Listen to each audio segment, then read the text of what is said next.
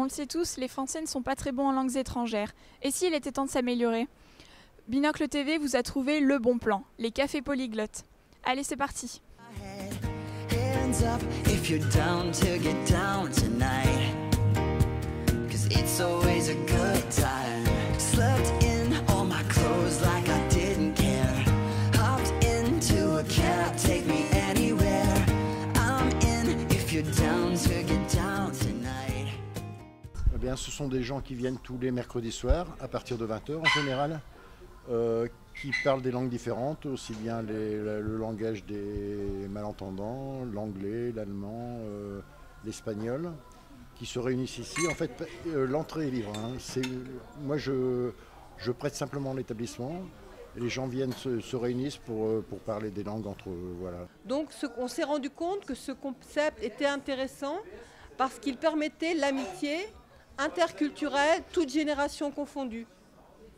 C'est-à-dire qu'il y a des personnes de tous âges, des étudiants, des retraités, des personnes de toute culture. Donc ça crée l'amitié. Et c'est surtout ça. Ça permet de lutter contre le racisme, l'exclusion, le communautarisme. Ah oui, the guy who made the tower in Paris. Eiffel, Gustave. So the cheese, the round, the Camembert. Red. La vache qui rit. Ça nous permet de parler anglais en dehors des cours et pas forcément avec des sujets qui sont ennuyeux ou on n'a pas tellement de choses à dire et donc du coup on s'amuse, on parle anglais, on dit n'importe quoi et voilà, c'est marrant. On dit beaucoup n'importe quoi.